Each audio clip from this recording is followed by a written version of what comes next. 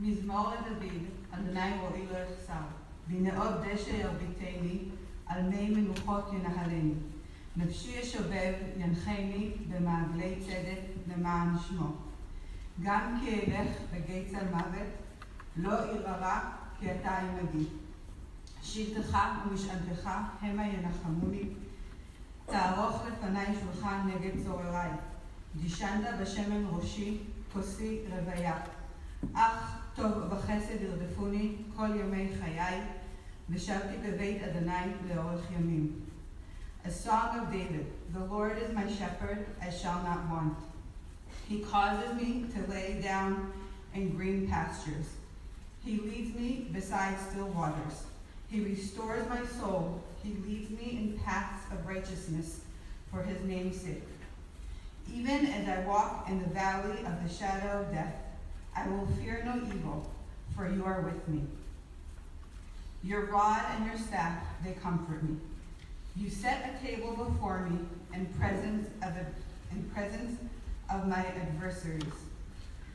You anointed me, my head, with oil. My cup overflows. May only goodness and kindness pursue me all the days of my life, and I will dwell in the house of the Lord for the length of the days.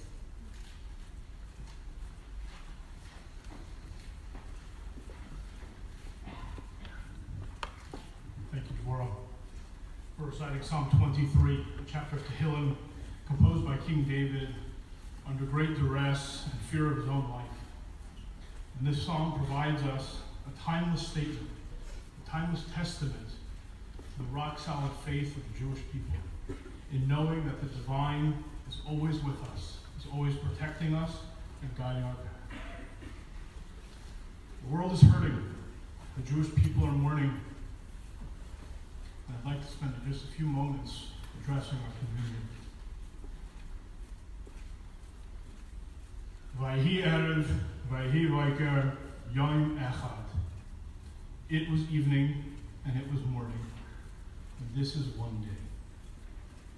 First comes the darkness of night, and only then comes the morning light.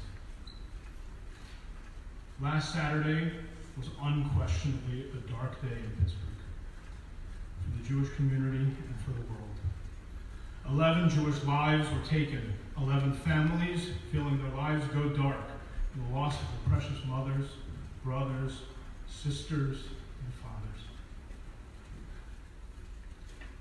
I cannot begin to explain or to understand why anti-Semitism and hatred of any name exists. We most certainly cannot give an explanation for the events of last Shabbos, but we can take action, and we can be a source of light and goodness to the world. Sometimes as adults and as leaders, we're at a loss of how to respond to tragedy, how to take action in the times of need. But when we look around, the answers become obvious. On Monday, just 2 days after the shooting, I noticed 2 of my sons sitting on their own volition had opened up a book of the Mishnah and began the holy act of studying Torah in the merit of those 11 who could no longer do mitzvahs in this physical world. Then my daughter Hadassah came into my office to share with me a campaign that she embarked upon all on her own, asking Jewish women to light Shabbos candles, literally and spiritually adding light into this world. I imagine that 5 Hebrew letters will be inscribed on many of the tombstones of those precious 11.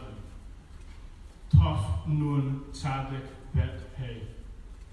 Tansba, an acronym, Tehei Nafsho Tzura B'Tzura Chaim. May their souls be bound up in the bond of life.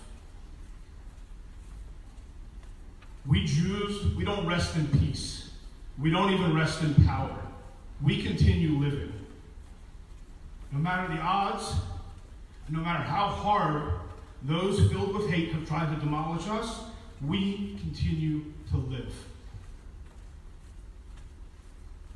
And those who we lost on Shabbos are no different. They continue living with each one of us. we can carry their memory.